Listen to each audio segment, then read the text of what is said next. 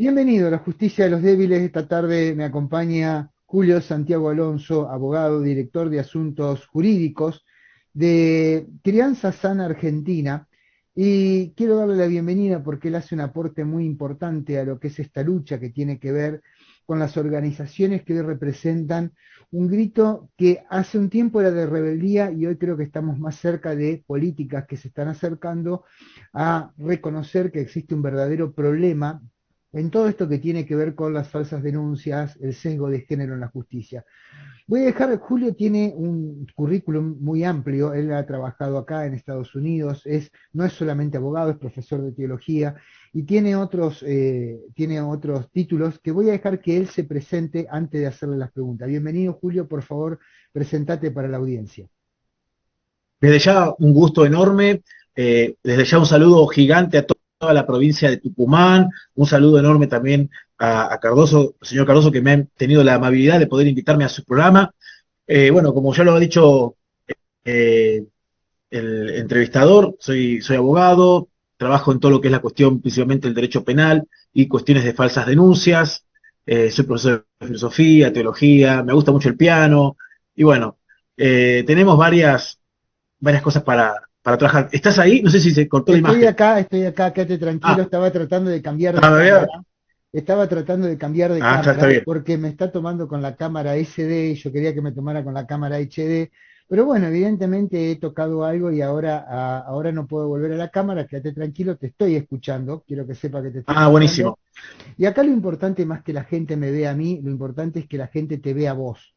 Ya voy a volver, quédate tranquilo. La primera pregunta que te quiero hacer tiene que ver con Sí, empezar a ahondar en estos temas y cuál es la visión que tenés vos de lo que está pasando en todo esto que tiene que ver con este mundo que nos ha atropellado. Como diría un abogado amigo, los colectivos suelen atropellar individuos y hoy nos encontramos sí. inmersos en justicia sesgada, en un mar de falsas denuncias, estas falsas denuncias que han terminado siendo prácticamente un modus operandi para alejar a padres de sus hijos, para obtener beneficios económicos. Cuando vos como abogado tenés que hacer una mirada de esto, ¿qué visión te da? ¿Qué visión tenés? ¿Se cortó el audio? No, no, no, te estoy escuchando, te Perdón, estoy se cortó un poquito el escuchando. audio, la pregunta. La pregunta te Ahí quería está. decir es, ¿qué visión tenés de todo esto que significa este mundo que nos han traído, que tiene que ver con las falsas denuncias, con ese sesgo de género que ocurre en la justicia? Uf, Prácticamente, quien me sigue lo conoce, prácticamente esto se ha sistematizado como una forma de obtener beneficios económicos, protección estatal, alejar a padre de sus hijos, acusar falsamente, e incluso se ha terminado convirtiendo en un arma para resolver otros temas que nada tienen que ver con cuestiones familiares. Entonces, cuando vos como abogado haces una mirada de esto, ¿qué sensación te deja? y mira, la verdad que es muy triste la situación. Eh, Todo esto pienso que es una cuestión que a nivel macro, ¿no? Porque vamos de lo macro a lo micro, ¿no? A nivel macro se ha desarrollado todo un discurso normativo y que se trasluce en las prácticas jurídicas por los operadores y muchos colectivos. Estamos en la era de las dictaduras de las minorías, ¿sí? Hay una frase que me encanta, que la dijo Nelson Mandela, y dijo lo siguiente: nadie nace odiando a otra persona por el color de su piel, su procedencia o su religión o su género, diríamos nosotros ahora. El odio se aprende y si es posible aprender a odiar, es posible aprender a amar, ya que el amor surge con mayor naturalidad del hombre que el odio. ¿Y a qué voy con toda esta frase? Lamentablemente, con todo lo que tiene que ver con esto de la ideología de género y que se le ha dado todo un respaldo jurídico, han enseñado a gran parte de la sociedad a odiar. A odiar al género masculino, donde se ha criminalizado al varón por el hecho de ser hombre, ¿sí? Donde, eh, charlando con una persona que no es de acá, me decía, che, el argentino parece un italiano castrado, me dice. ¿Qué le pasa al varón? ¿Sí? Y bueno, ahí es donde te das cuenta cómo los feminismos, y en especialmente el feminismo de izquierda, se ha metido en toda nuestra sociedad y ha generado legislaciones que han traído muchísimo perjuicio y daño. Nuestra Constitución Nacional, como bien lo sabemos, fue reformada en el 94 y quiero arrancar con este punto. Desde el 94 se nos habilita a incorporar tratados internacionales con rango constitucional. Y es ahí donde entra todo lo que es la Convención de Belén do Pará, donde baja los lineamientos, donde se tiene que dar este empoderamiento a las minorías y abre la puerta a todo lo que hemos estado viendo, ¿no? La ley 26743, que es la ley de identidad de género, la ley 27412, que es la paridad de género en la política, la 27499, que es la ley Micaela. Se ha creado todo un constructo, ¿sí? Todo un discurso que Discúlpame, se funda en que... Sí, permitime que te interrumpa. Te falta la 26485, que es la ley de violencia intrafamiliar, donde es una ley para mí nefasta porque invierte la carga de la prueba cuando se habla de violencia entre varones y mujeres, porque no, ni siquiera está pensada para violencia intrafamiliar. Porque ¿qué pasa cuando hay dos mujeres? ¿O qué pasa cuando hay dos varones? Y eso no lo tal contempla. cual. Perdón la No, no, interrupción. no, tal Estaba cual, pero escuchando es así. atentamente. Y eso tiene que ver con lo que decís, es tal cual. Porque nuestra Constitución habla de acción, ¿cómo se llama? Es discriminación a la inversa. La Constitución da una manda que se tiene que ponderar a todos los grupos que han sido históricamente desaventajados. ¿Sí? Entran las personas mayores, los niños, discapacitados y las mujeres. Y sobre esa cuestión de esta discriminación a la inversa, nacen estas legislaciones que a la hora de aplicarse a términos de la justicia, trae gravísimos problemas, donde, como lo comenté en otro programa, pone en jaque el principio de inocencia, ¿sí? Se invierte la carga de la prueba, como vos lo decís, y crean en la práctica derechos procesales en paralelo, ¿sí? Derechos procesales donde se vuelve un derecho penal de autor, donde Ah, el varón es culpable y vos tenés que demostrar que es inocente. En la práctica es así, es más, como lo comenté en otros lugares, ya se le dice víctima. sí, Apenas hace la denuncia, no es denunciante, es víctima. Y la palabra construye. Al decirle víctima, ya no estás prejuzgando, ya estás diciendo que él es culpable. ¿Sí? ujú, Entonces ahí es donde yo voy, que todo este discurso normativo que se abre, ¿sí? Metiendo tratados internacionales con jerarquía constitucional, o sea, la cosa se pone peluda ahí, se pone compleja, y abre la puerta a todas estas legislaciones que vos mencionaste, las que yo mencioné recién, creando la puerta ¿para qué? Para que en la práctica se criminalice al varón, se hagan códigos procesales penales donde hackeen lo que es el principio de inocencia, donde la igualdad no existe, ¿sí? Donde se hace una discriminación a la inversa y se dice, no, no, en el caso de la denunciante, es decir, la víctima, se le cree ya de por sí. Y ujú. vos tenés que tratar de demostrar lo contrario, porque en la práctica la palabra de una mujer contra tu palabra va a valer más la práctica de ella, y eso me respaldan todas las estadísticas. Estamos, Ante la duda, ¿qué dice la ley? Ante la duda, ¿qué diría la Constitución? Indubio pro reo, es decir, si tengo dudas no lo puedo condenar, pero en la práctica, en abusos sexuales y cuestiones de género, ante la duda, marche preso el varón. Eso es la práctica. bueno, yo quiero, sí, estoy totalmente de acuerdo con lo que estás diciendo. Es más, te vengo siguiendo en las últimas entrevistas, sé que esta postura la tenés. Y yo hoy quería, digamos, ir un poco más allá en todo esto, empujar un poco los límites en lo que estamos hablando. Es cierto que vos decís que se genera un derecho penal de autor, lo cual es gravísimo, porque implica que una vida vale más que la otra. No que una palabra vale más que la otra, sino que una vida vale más que la otra. Lo realmente Exacto. grave es que cuando uno lee Belén do Pará o la CEDAW, que son los más invocados, incluso el fallo Rosendo Cantú, tan conocido y tan invocado, y creo que erróneamente invocado por muchos jueces, se da cuenta que en ninguna parte, ni en el fallo Rosendo Cantú, ni en la CEDAW, ni en Belén do Pará, existe ningún apartado que diga que la palabra de la mujer debe ser tomada como una prueba plena. Simplemente lo que se pide es la igualdad y que se le preste atención o se le dé un lugar y no no pase lo que pasaba hace años, que iba una mujer a la comisaría y le decían, bueno, anda a arreglarlo, son problemas tuyos. O sea, nosotros no estamos para arreglar eso, lo cual es gravísimo, eso también era grave, pero ahora estamos en otro extremo Sí, grave. Entonces, yo quiero exacto. dejar claro esto, ninguna de esas convenciones dice que la palabra de la mujer tiene más.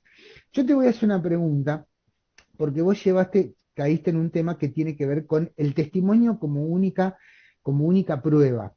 Y el otro día lo charlaba en una entrevista que esto ya ha sido visto por la legislación internacional y la legislación internacional ha concluido que tienen que darse algunas condiciones para que ese testimonio único sea tomado como única prueba válida. Y una era que no hubiera que el denunciante, mira, lo tengo anotado, perdón, decía, ausencia de incredibilidad subjetiva. Quiere decir que la persona no tenga ninguna patología. Punto uno. Punto dos, verisimilitud en el testimonio, es decir, recoger la prueba periférica.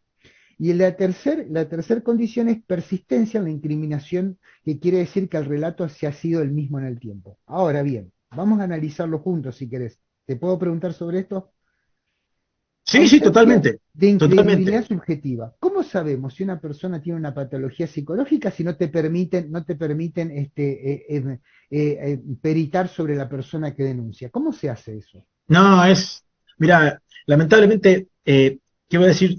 Voy a hacer dos aclaraciones, ¿no? La Convención de Belén do Pará, así como todos los tratados internacionales, son para los estados. A veces erróneamente lo quieren aplicar, y ahí es donde vienen las equivocaciones graves, al derecho penal, que es a los particulares. Ahí es donde ya se cometen graves errores. ¿Sí? Esto de inclinar la balanza hacia la mujer, hacia estas cuestiones, está perfecto si querés a nivel político estatal, pero ahora bien, no a los particulares, en materia de la defensa penal. Y con lo que tiene que ver con lo que vos decís en la práctica, la cuestión de ahí entra en juego el tema de las pericias y demás. Sí. Primero que la psicología no es una ciencia exacta, se equivoca, y se equivoca mucho, porque no es una ciencia exacta. ¿Sí? Tenemos Ujú. que partir de esa base. Entonces yo, juez, me estoy jugando acá en ponerle a una persona 40 años de prisión, solo en el testimonio de la persona y con una pericia, donde la única fuente que tiene es el relato de la denunciante, y que además, como es en la mayoría de los casos, los peritos que toman estas pericias, valga la redundancia, no son forenses. La No gran tienen, mayoría. agarran técnicas de la terapia y la aplican al proceso, a un proceso penal, a una cuestión forense. Es decir, la finalidad de la terapia es que vos puedas superar tu problema, superar tu trauma, que puedas tener una mejor calidad de vida. Bárbaro para la terapia, para el diván, genial. Ahora bien, si yo traslado esas técnicas que utilizo en el diván al ámbito forense, hago desastres, porque la psicología forense busca evidencia. ¿Sí? Exactamente. Entonces, primer error. Segundo error, confunden muchas veces los psicólogos, los que hacen las pericias, un tipo penal con un diagnóstico clínico. A ver, ese estrés postraumático no es, te diagnostico sintomatología de abuso sexual simple, te diagnostico homicidio en grado de tentativa. No, es un tipo penal, no es un diagnóstico clínico, el abuso sexual. ¿Sí? En todo caso tendrás un estrés postraumático, que eso hay que diferenciarlo. Ujú. A ver si tiene, porque vos escuchás muchas veces que piden las fiscalías, piden, cuando hacen la pericia, si tienen sintomatología de ASI, de abuso sexual infantil. Pará, ¿cómo? O sea, el abuso sexual es un tipo penal. Me estás mezclando chancho con bicicleta. Exacto. Entonces, Totalmente de acuerdo. eso es uno de los problemas que hay y que lamentablemente, si tenemos que jugar con las reglas, hay que jugar con las reglas del derecho. Si no te gustan las reglas, bueno, hay que reformar la Constitución. Pero en tanto y en cuanto esté el principio de inocencia, no podemos crear por la fuerza un derecho penal, un derecho procesal penal especial para estos casos. No, no podemos hacer eso. No se puede crear un derecho procesal especial para los casos de abuso. O sea, son las herramientas. Tenemos que jugar con las herramientas que tenemos en el Estado de Derecho. Si no, estamos creando una democracia a la carta, donde yo elijo los principios constitucionales que más me gustan. Para estos casos me gusta, para este caso no me gusta. Entonces, si vos decís que sos abusado sexualmente y solamente tengo tu testimonio, no es suficiente para condenar a alguien. No debe ser. No debe Exactamente. ser. exacto. Bueno, ¿Y cómo haces para probarlo? Y bueno, tendrá que rebuscarse por otro lado, otras pruebas, otros elementos, pero no podemos eh, tarifar la prueba solo porque la otra parte es mujer y en su dicho nos basamos y le creemos. bueno, o sea, ahí yo quiero decir, sí, coincido totalmente, la psicología no está preparada para emitir un juicio de ese tipo, eso lo han dicho grandes psicólogos. Yo he tenido la suerte de tener, creo que los mejores psicólogos forenses de América Latina en este humilde programa, pero los he tenido a todos y en eso coinciden totalmente. Además de que en la psicología clínica se parte de la base que vos le estás ayudando a solucionar un problema a la persona y en la psicología forense vos estás investigando sobre un hecho que no tiene nada que ver una cosa con la otra. Hay otro tema que tiene que ver con el tema, que el segundo punto, que es verosimilitud en el testimonio, que es la colecta de la prueba periférica, pero muchas veces se presenta prueba periférica donde se ve que la persona que denuncia es violenta, ha amenazado, es violenta incluso con los niños, y sin embargo esa prueba no se la deja presentar a la persona que es denunciada o simplemente se la descarta por improcedente, lo cual, ¿qué mirada te da vos como abogado? Claro, sí, ahí te das cuenta del sesgo. Es decir, ya en el momento que te trata como víctima al otro, a vos se te ve como un culpable, ¿sí? Como un depredador sexual, ya te ve así, básicamente. Muchas veces las fiscalías, y me hago cargo de lo que digo, no buscan la verdad, buscan orejas como en las tribus para colgar y tener los trofeos, ¿sí? Bueno, y aumentar las estadísticas. Che, mira, en mi fiscalía tengo 50, en este mes condenamos a 50, bárbaro, estamos haciendo re bien, un laburo bárbaro. O sea, en la práctica es así. Aparte del maltrato que sufre la Totalmente. persona que está imputada, es brutal, es brutal. Yo lo he vivido con clientes en fiscalías de acá de Buenos Aires, donde me he tenido que parar y hablarle al fiscal y hablarle a mi cliente diciéndole, no te preocupes que el fiscal está para buscar la verdad, ¿no es cierto, señor fiscal? Porque si no lo vamos a tener que recusar, porque mi cliente cuando lo acusan de semejante delito y lo empiezan a maltratar y él me mira a mí y empiezan a maltratarlo, ¿por qué lo miras al abogado? Que esto, que el otro, y la persona está asustada, lo intimidan constantemente y bueno, ¿qué test, después cuando le hacen un test psicológico, o sea, le va a dar bien? No, ¿No? O sea, ninguno. estás bajo un nivel De estrés. de persecución tremendo. Entonces, hay la práctica creo que es clave, porque al final y al cabo, hay una corriente del derecho que se llama realismo jurídico, que dice que las sentencias son lo que desayunan los jueces. ¿Sí? El derecho es lo que determinan los operadores jurídicos básicamente. Está la legislación que está espectacular y Argentina tiene una pasión eh, exacerbada por importar legislaciones de otros países en contextos totalmente distintos y lo incorpora, pero sus operadores lo interpretan a su manera y generalmente con estos sesgos. Y cuando se desarrolla esta práctica, está lejos de respetar el principio de inocencia, la igualdad de las partes, está totalmente lejos eso. Y hay un montón de cosas que se me vienen a la mente, como estas cautelares que vemos a diario que se dan por 180 días y terminan siendo 10 años sin ver a sus hijos, Totalmente, ¿sí? Y que en la totalmente práctica se traduce en una proscripción, ¿viste? total, Claro, y se traduce en una proscripción de la responsabilidad parental. bueno, Entonces, este discurso es que es el que me preocupa. bueno, Este hace un discurso que tiempo, sigue fuerte. cuando yo empecé en esto del periodismo, mi mentor, Daniel Igolnikov, que fue, digamos, el sarmiento de los movimientos de padres, cuando crió allá hace 14 o 15 años, padre del obelisco, también Bausa con Apadesi, bueno, él decía que el proceso se convierte en una condena, porque el proceso es tan largo que termina siendo la condena misma. Y no hace mucho tiempo me tocó ver un proceso en Río Negro o en Chubut, no recuerdo en este momento, donde en las últimas palabras un papá acusado de abuso sexual dijo, no me importa si me condenan o me absuelven, ya está, ya me condenaron, ya me tuvieron 3 años lejos de mi hija, ya me destruyeron mi vida, destruyeron la vida de mi hija. Dice, nada de lo que hagan ahora va a poder sanar todo el daño que hicieron.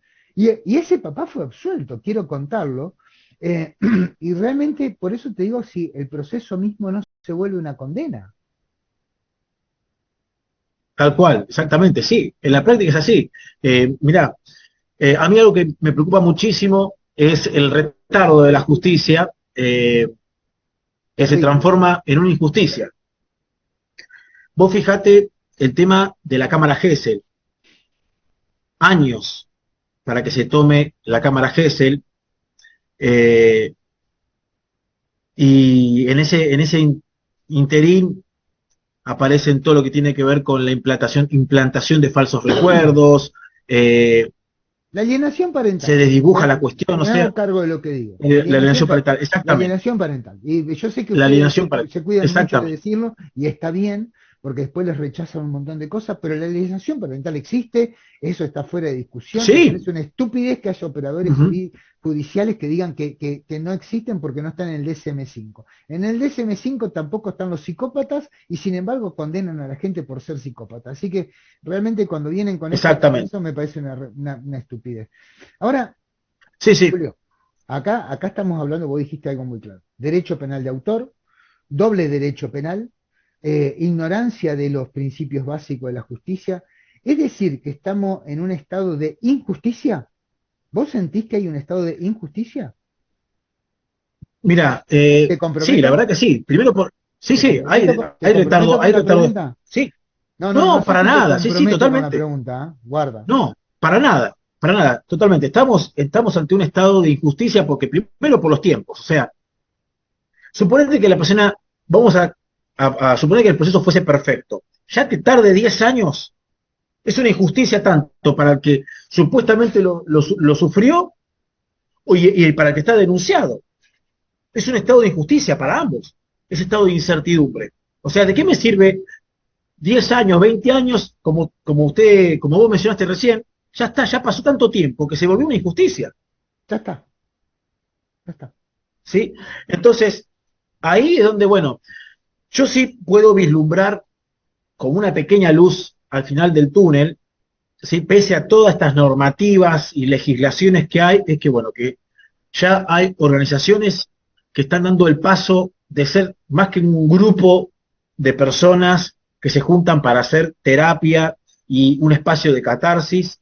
Hablo de esto de papás obstruidos y demás, y están pasando a ser un equipo, grupo que pasa a ser un equipo, donde esta problemática la empiezan a traslucir en todos los poderes, ¿sí? A tener una incidencia pública y política, donde se están dando los primeros pasos. O sea, cuando yo leo, bueno, tenemos la ley Micaela, la ley esto, apareció la ley Lucio, que lamentablemente fue, pese al error que vivió este pequeño, ¿sí? Dio a luz esta legislación, que ya nos empieza a dar un ápice de esperanza, ¿sí? Y que las organizaciones sociales tienen que empezar a trabajar, como yo lo dije en otros videos, desde otras perspectivas, Ujú, yendo a los tres poderes, judicial, ejecutivo, legislativo, y en todos los niveles, en el nivel municipal, en el nivel provincial y en el nivel nacional, ujú.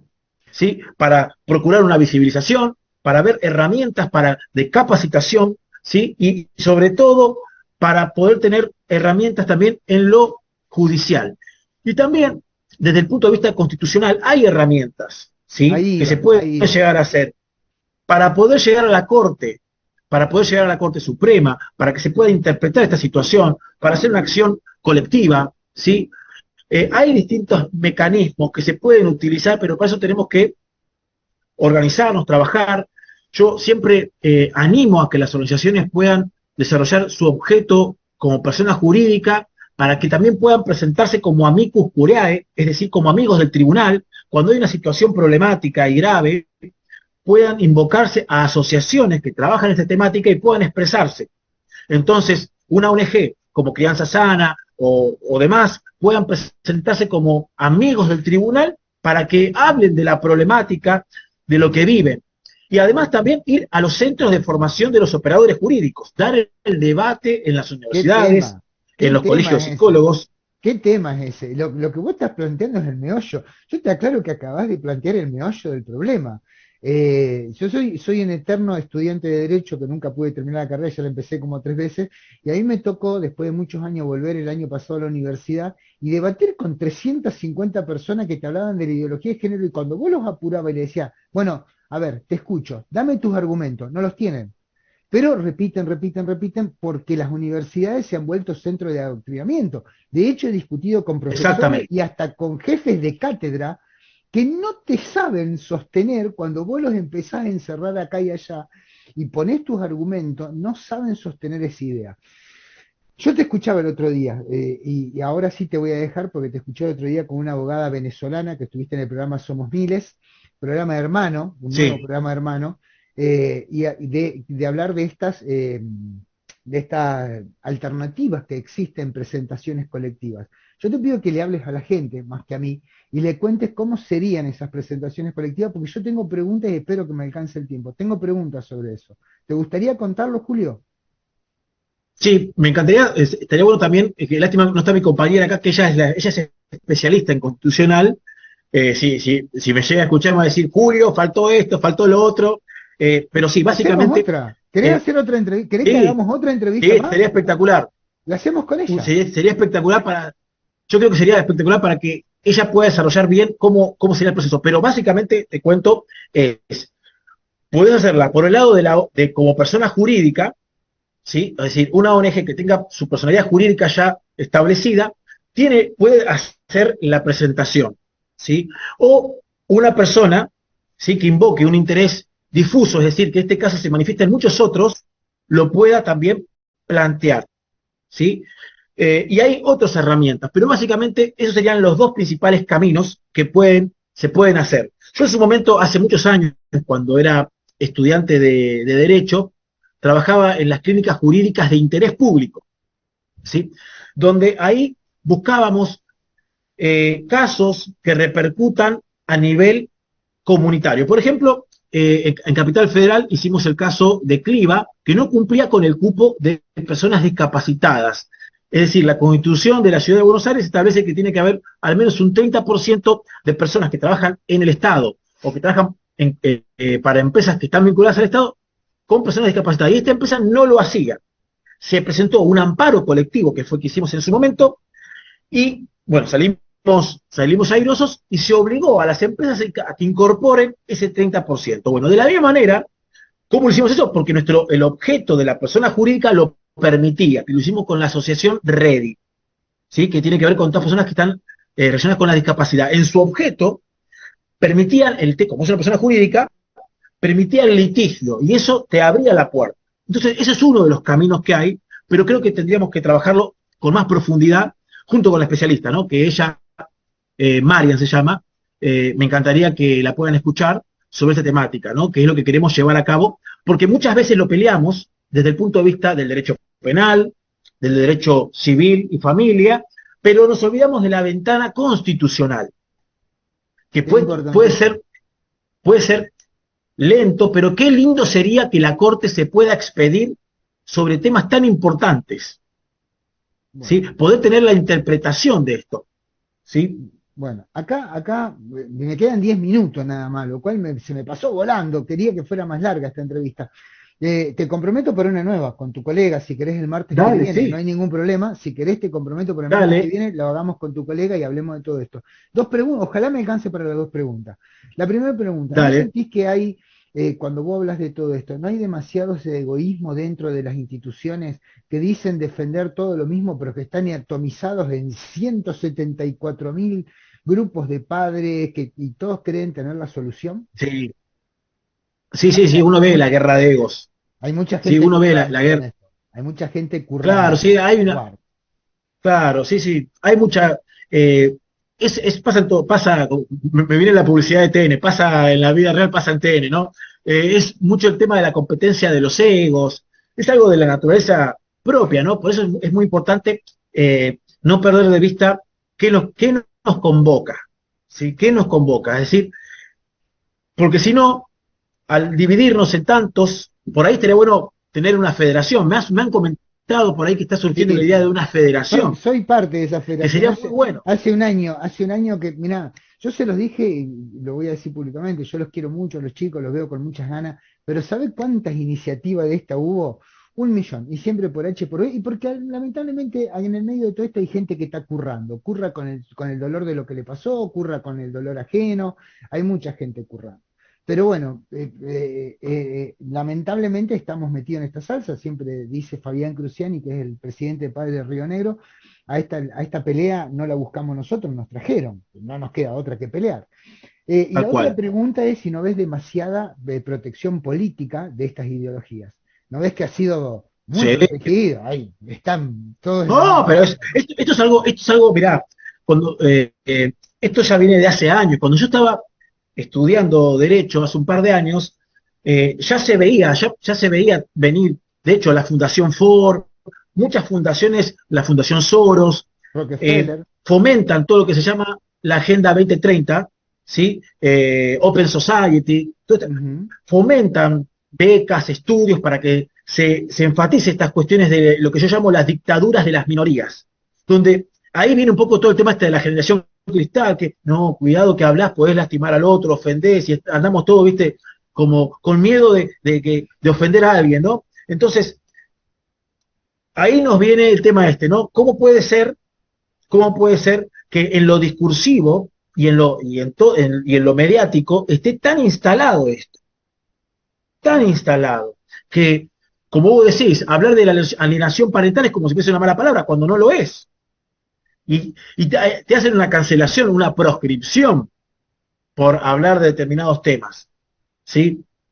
Es decir, en la práctica, como ahora está de moda Star Wars con la nueva serie, que le dicen Star Walk, ¿no? ¿Por qué? Porque tratan de fomentar toda la cuestión de la ideología. No, pero hemos Disney, pervertido, lamentablemente, hemos pervertido cosas claro, hermosas, la sirenita negra, Superman gay, ¿viste? Batman claro, dejémonos de joder, ¿viste? En eso de la inclusión hemos llegado a la ridiculez, a la estupidez, realmente se ha creado la generación de cristal, no puedes decir nada, todos los ofende, y obviamente cuando vos lo sacás del discurso de trinchera, como le digo yo, y lo llevás a la discusión argumentativa, no tienen que decirte. Por eso casi nunca exacto. discuten, casi nunca debaten. Siempre hablan y hablan, pero casi. Por eso Stola, por ejemplo, nunca debatió con ninguno de los otros psicólogos forenses, ni Liliana Hendel con otro psicólogo. ¿Por qué? Porque saben que van muertos cuando van a debatir.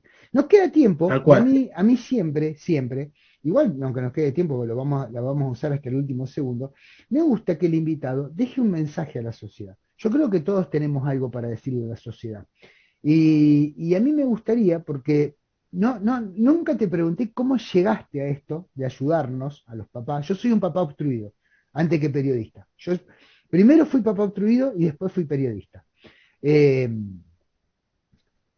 nunca te pregunté esto, pero quiero decir, yo siempre creo que la gente tiene algo bueno para decirnos. Si vos tuvieras que hablarle, no a Héctor Cardoso, no a la justicia de los débiles, a la gente.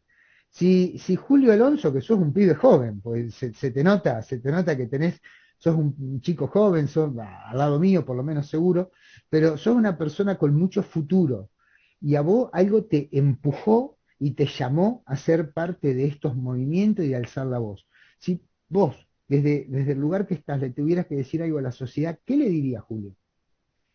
Que hagamos un discurso superador, es decir, basta de discursos que nos separa, basta de esto de criminalizar al varón, que empecemos a enfatizar lo que realmente importa, que acá son los niños, que los niños tienen el derecho a estar con su papá, con su mamá, que se pueda aplicar un Estado de Derecho conforme a las reglas constitucionales, ¿sí? Que justamente estas palabras yo las hago mías, las que dijo Nelson Mandela. Nadie nace odiando a otra persona por el color de piel, por su procedencia, por su religión o por su género. El odio se aprende y si se puede aprender a odiar, también se puede aprender a amar. Por eso yo creo que más allá de la tarea de las organizaciones, que es procurar y buscar, ¿sí? Realmente la justicia, el interés superior del niño, es ir en pos de esto, ¿no? De romper con esta división entre el hombre y la mujer y que tenemos que ir juntos en procurar y dejar lo mejor para los niños. Y con respecto a lo que vos me decís, ¿cómo llegué acá por un caso, por mi cliente, Lisandro, fundador de Crianza Sana, y algo que admiro de él es cómo él transformó, porque esto hay que decirlo, es una realidad, lo tengo con un montón de clientes, él transformó toda esta angustia, toda esta situación catastrófica que te derrumba, porque no tan solo es una cuestión legal, sino también es una cuestión psicológica que te afecta, lo transformó y lo volvió un motor que va para adelante.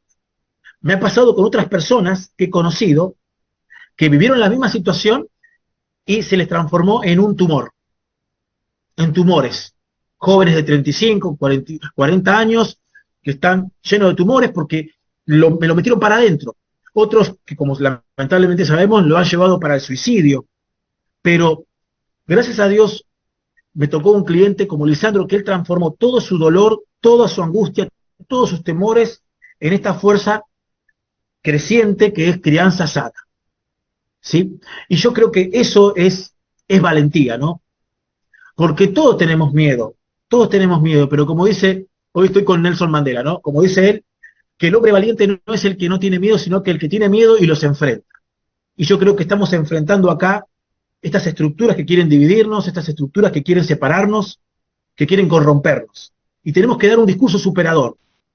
Totalmente. ¿Sí? Totalmente. Max Scheler, que es un filósofo de los valores muy fuerte, él dice que en la práctica hay una jerarquía de valores.